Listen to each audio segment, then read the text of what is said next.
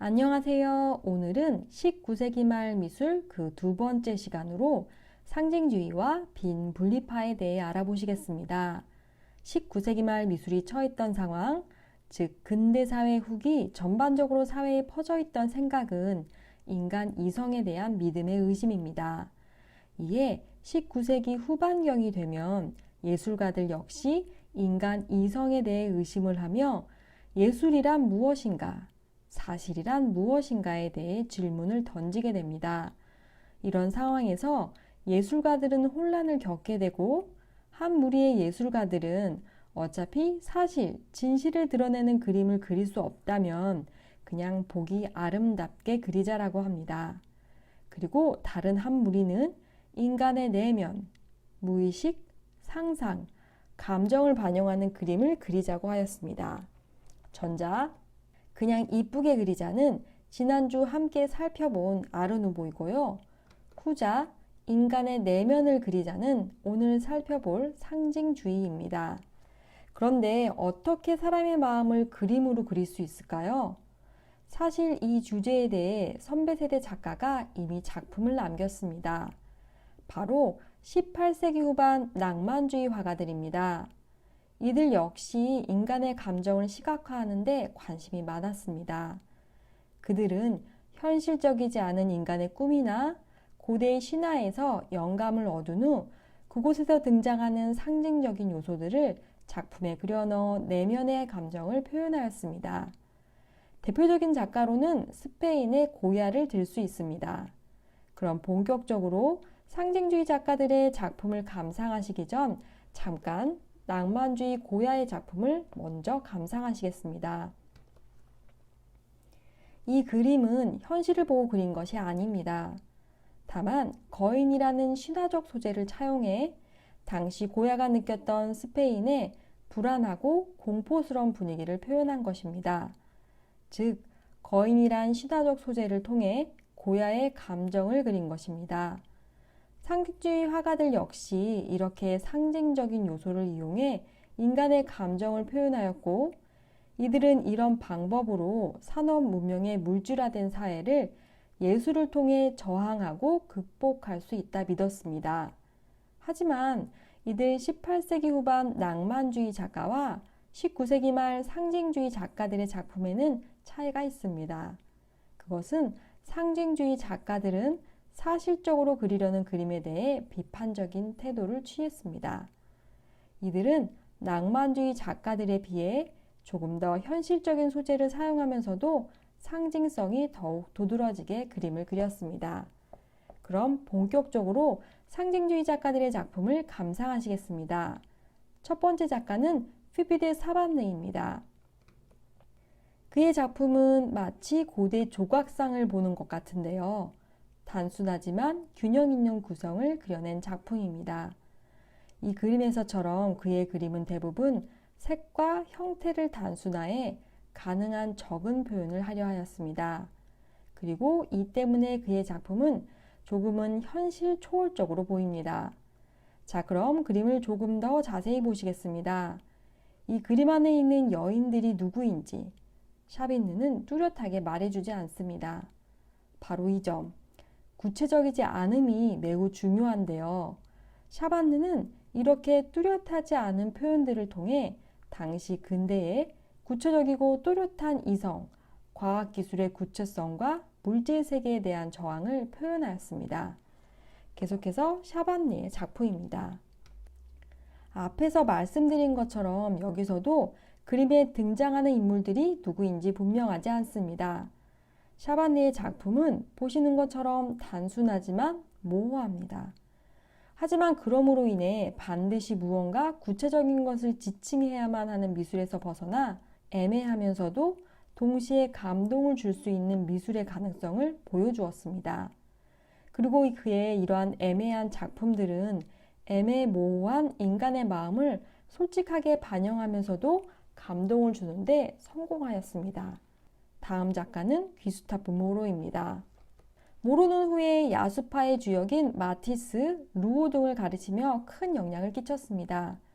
그는 낭만주의 들라크루아의 화려한 색채의 영향을 받았으며 신화와 종교적 주제를 소재로 삼아 상징성이 강한 신비로운 작품들을 그렸습니다. 이 작품은 성경에 나오는 세례 요한의 참수와 관련된 이야기를 모티브로 한 것인데요. 헤롯 왕이 자신의 의붓딸 살로메의 춤을 본 후 보상을 내리겠다고 하자 그녀는 세례 요한의 목을 달라고 합니다. 그리고 바로 그 장면을 모르는 이 작품에 이렇게 담아내었습니다. 관능적 요소와 잔인한 요소가 모두 있는 주제를 모르는 그만의 해석으로 신비롭게 그려내었습니다. 다음으로는 아르노트 베클린의 작품을 감상하시겠습니다.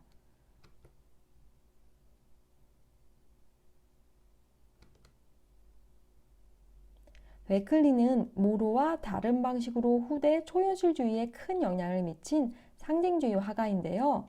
베클린 역시 모로처럼 신화적 주제를 초현실적으로 그려냈지만 모로와는 다른 분위기를 풍깁니다. 프랑스 출신 모로가 화려하게 작품을 그려냈다면 스위스 출신의 독일 화가 베클린은 정적이고 고요하게 작품을 그렸습니다. 지금 보시는 이 작품의 제목은 죽음의 섬으로 그의 슬픈 개인사와 연관되어 있습니다.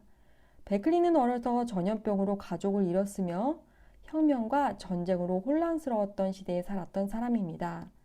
아마도 그래서인지 그의 작품에는 죽음과 고독에 대한 감정들이 꾸준히 암시되어 있습니다.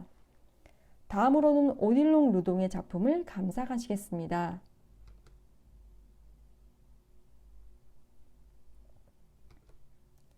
오딜롱 르동은 색책 측면에서 앞서 본 기스타프 모로만큼 후대 화가들에게 영향을 끼쳤습니다. 그의 색은 부드러우면서도 자유로워 그가 주제로 택한 환상적인 세계를 효과적으로 표현하는 데 중요한 역할을 했습니다. 지금 보신 작품들을 보시면 르동의 부드럽고 독특한 색감을 잘 보실 수 있습니다. 다음은 우리가 이름을 많이 들어본 상징주의 최대 거장 노르웨이의 뭉크입니다. 잠시 뭉크의 작품을 감상하시겠습니다.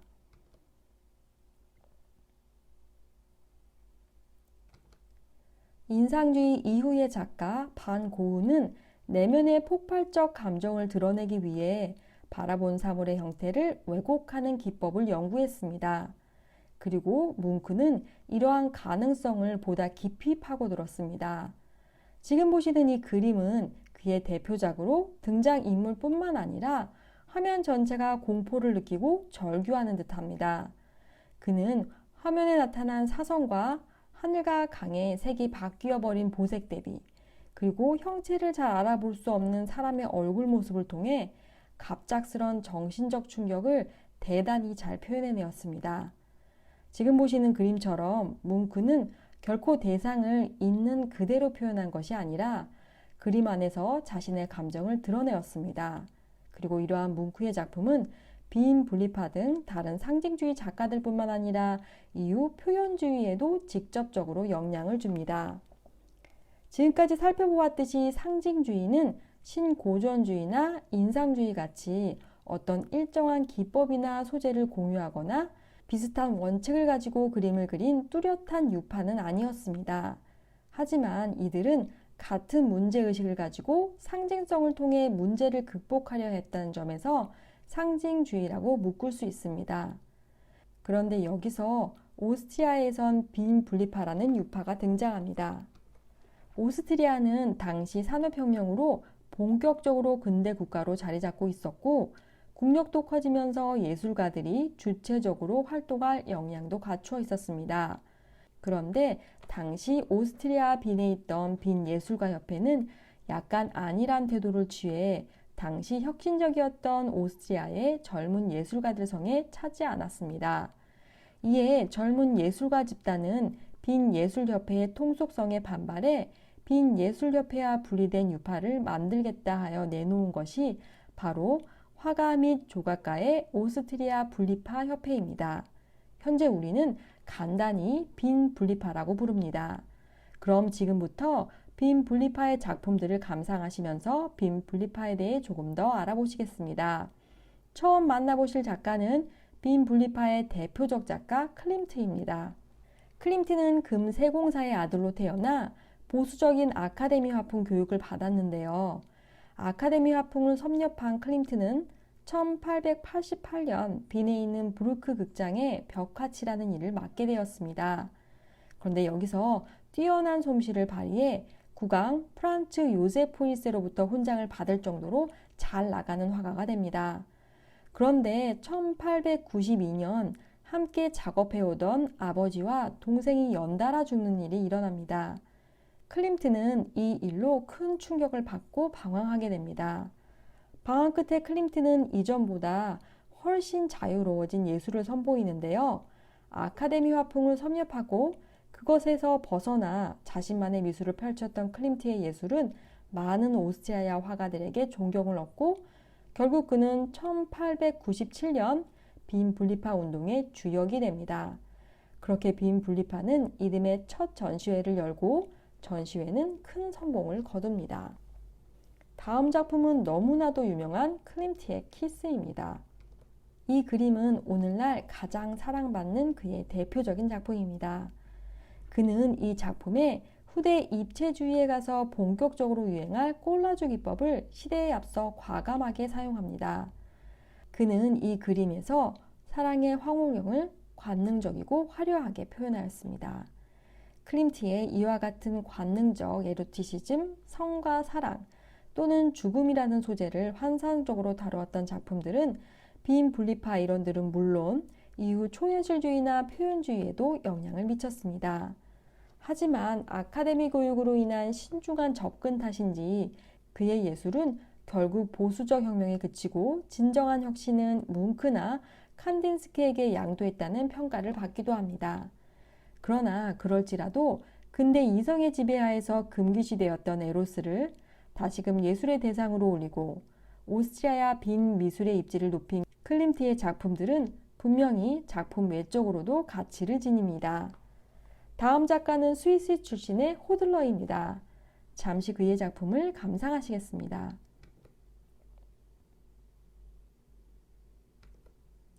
호들러는 클림트와 마찬가지로 금기시되었던 성적인 충동과 죽음에 대한 공포를 독자적인 스타일로 표현하였습니다. 그는 자신이 개발한 평행주의 기법으로 여러 인물들을 독특하게 그려내었습니다. 여기서 평행주의 기법이란 춤이나 제의적인 의식에 바탕을 둔 인물의 그룹을 대칭적으로 배열하여 그린 것을 말합니다.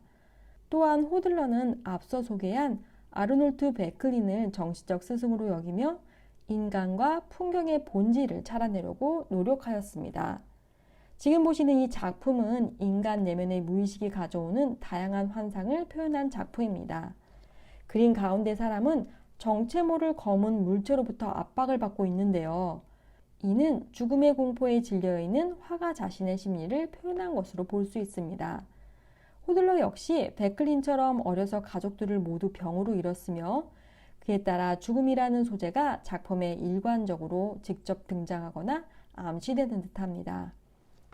다음으로는 빈 분리파의 마지막 작가이자 오늘 소개해드릴 마지막 작가 에곤 실레입니다.